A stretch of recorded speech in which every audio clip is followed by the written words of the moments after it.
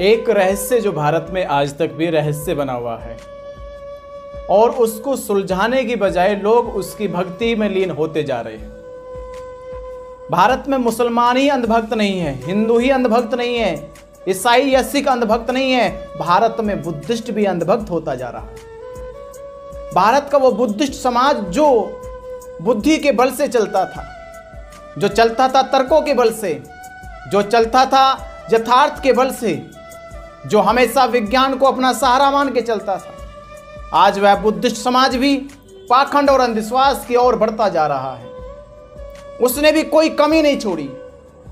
वह भी मुसलमानों से आगे निकलना चाहता है, हिंदुओं से आगे निकलना चाहता है, सिखों से आगे निकलना चाहता है और छोड़ना चाहता है सबको अपने से पीछे, कि कोई ये ना कह दे कि भक्ति में और अंधविश्वास में और परंपराओं में और रूढ़िवादी में कहीं बुद्धिस्ट पीछे ना रह जाए, बुद्धिस्ट समाज पीछे ना रह जाए। इसलिए पूरी प्रतियोगिता में, पूरे कंपटीशन में जी जान जी तोड़ से मेहनत करने में लगा हुआ है।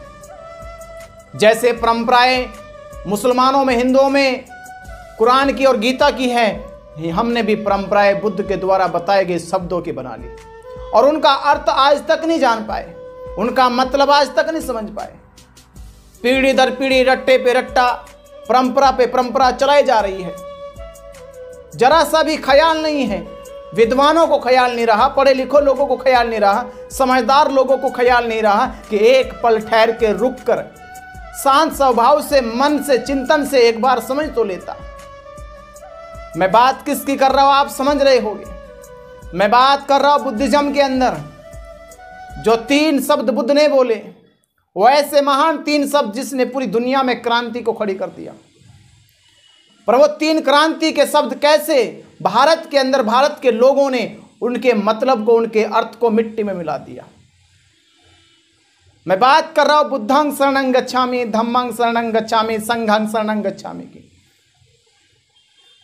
घर घर बोले जाने वाला शब्द, छोटे बड़े कार्यक्रम में बोले जाने वाले शब्द, कोई भी फंक्शन हो, कोई भी संस्कार हो, कोई भी विधि हो, कोई भी बोलने से नहीं चूकता।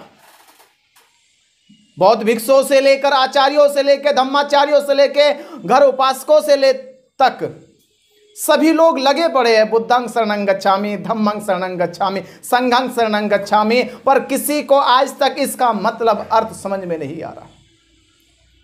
किसी से अर्थ पूछो तो बड़ा सरल सा उत्तर देता है, ऐसा उत्तर जैसे उसने ही खोजा हो, उसने उसे अध्ययन किया हो, ऐसा उत्तर कि जो पीढ़ी दर पीढ़ी बोला जा रहा है, आज तक किसी ने चिंतन नहीं करा।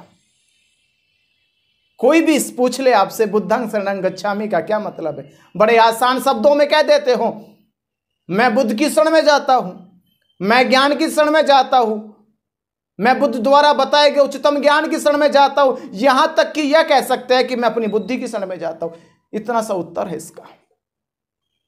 और यह उत्तर भारत के सभी बुद्धिस्ट लोगों की जुबानों पर है, बच्चे बच्चे की जुबान पर है, बड़े बड़े प्रोफेसर की जुबान पर है, बड़े बड़े आचार्य की जुबान पर है। पर क्या ये उत्तर है इसका? क्या इसका मतलब है? बड़े बड़े विद्वान इसके जवाब में फंस गए हैं, बुद्धं शरणं गच्छामि के अर्थ में फंस के रह गए। उन्हें जरा सा ये भी ख्याल नहीं है कि जब हम बुद्धं शरणं गच्छामि बोलते हैं तो ये वाक्य पाली भाषा का है, और जब आप बोलते हो कि मैं बुद्ध की शरण में जाता हूं या मैं बुद्धि की शरण में जाता हूं, तो केवल आपने भाषा का ट्रांसलेट किया है, मतलब नहीं निकाला, अर्थ नहीं निकाला, केवल भाषा का ट्रांसलेट हुआ है। यह भाषा का ट्रांसलेट आपने हिंदी में करा है। पर मैं बात कर रहा हूं आपसे इसके अर्थ की, इसके मतलब की, इसके मीनिंग की।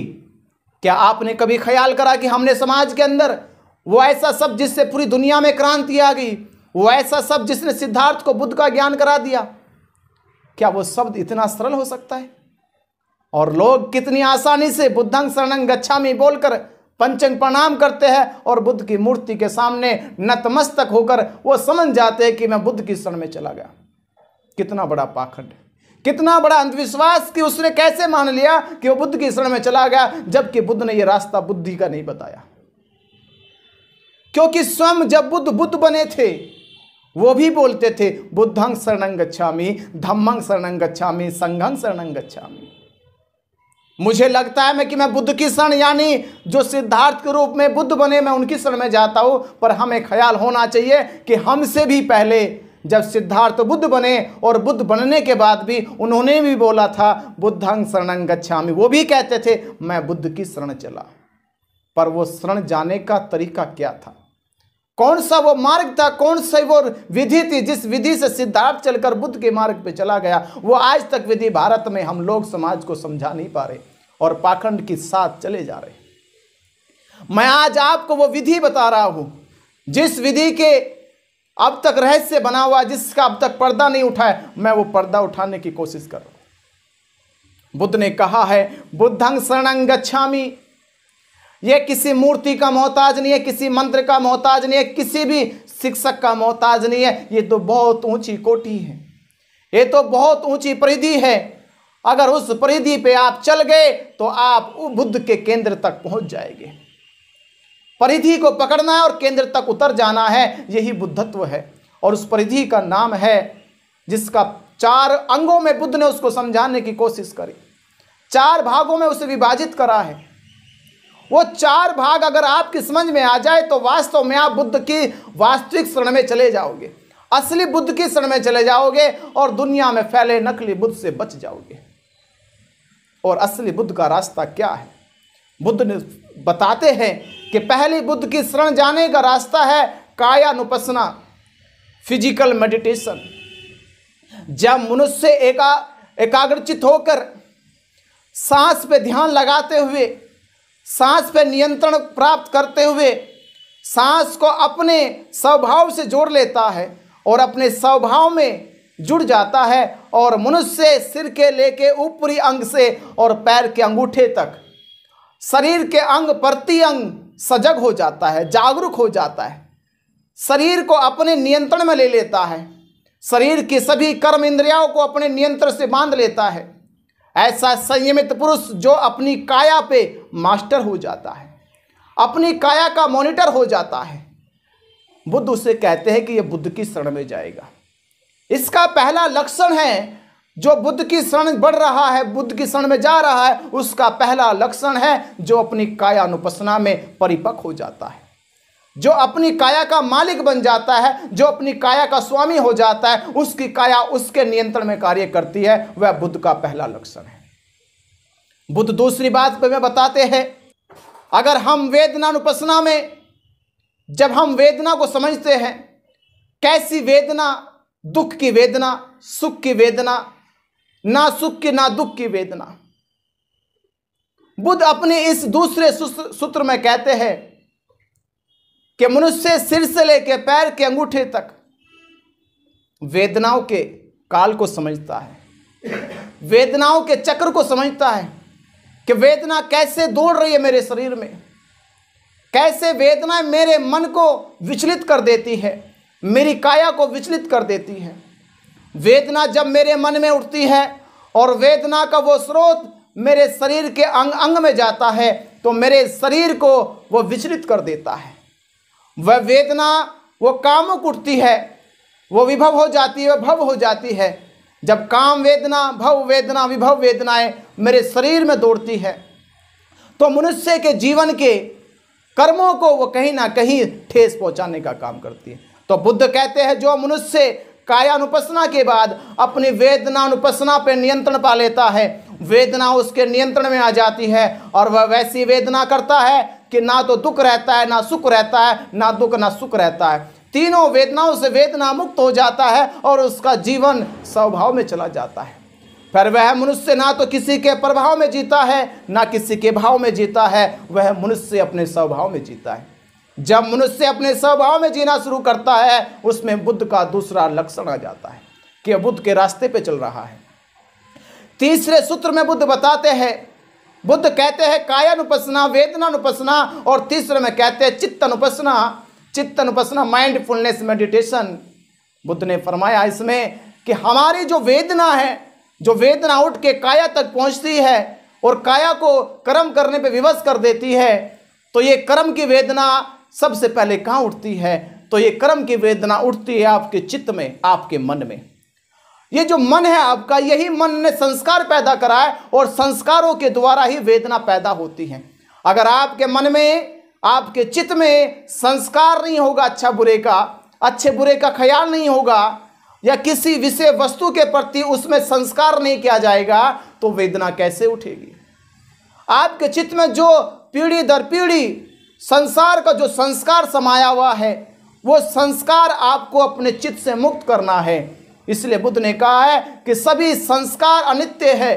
जीवन में जितने भी घटने वाले संस्कार है वो सभी अनित्य है। सभी संस्कारों का अंत होना चाहिए। जब संस्कार मुक्त हो जाओगे तो चित्त निर्मल हो जाएगा।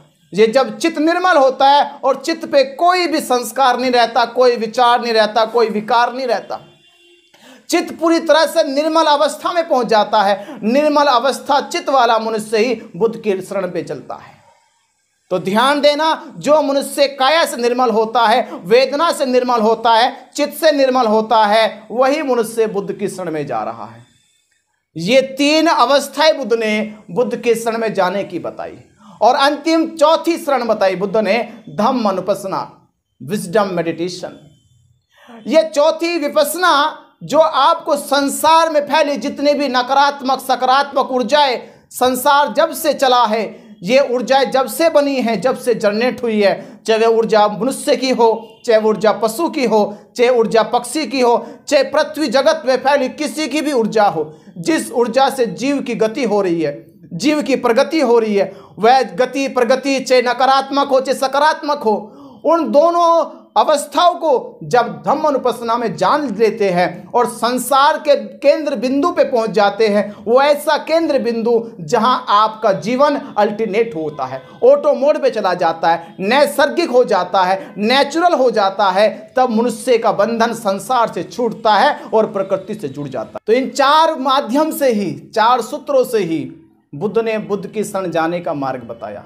जब आप काय अनुपसना, वेदना अनुपसना, चित्त अनुपसना और धम्म अनुपसना का अभ्यास करते हैं, इसे दैनिक जीवन में उतारते अपने, तो आपका संबंध संसार के सभी बंधनों से मुक्त होकर ब्रह्मांड के तत्वों से हो जाता है। और तत्वों के साथ जो जुड़ने वाला जीव है, वही जीव बुद्धत्व कहलाता है। वही जीव कहलाता है कि बुद्ध की शरण पे चल पड़े। तो जीवन में सत्य क्या है बुद्धं शरणं गच्छामि का, तो वह शाश्वत सत्य यही है कि जब आप काय अनुपसना में चले जाते हैं, जब आप वेदना अनुपसना में चले जाते हैं, जब आप चित्त अनुपसना में चले जाते हैं, जब आप धम्म अनुपसना में चले जाते हैं, तो यथार्थ में आप बुद्ध की शरण में जा रहे हो। अगर आप ऐसा करते नहीं पाए जाते, आपने जीवन में ऐसा अनुभव नहीं करा, तो मानना कि आप अभी पाखंड में है, अंधविश्वास में है, अभी आप झूठ में है, अभी आपको बुद्ध की शरण नहीं मिली, अभी आप बुद्ध की शरण में नहीं जा रहे, अभी तो आप रूढ़िवादी बने हुए हैं, परंपरावादी बने हुए। इसलिए मैं आपको समझा रहा हूं कि बुद्धं शरणं गच्छामि का जो मायने है बुद्ध ने दिया है, जो बुद्ध ने समझाया है, वो चार सूत्र है बस, काया, वेदना, चित्त और धम्म अनुपसना।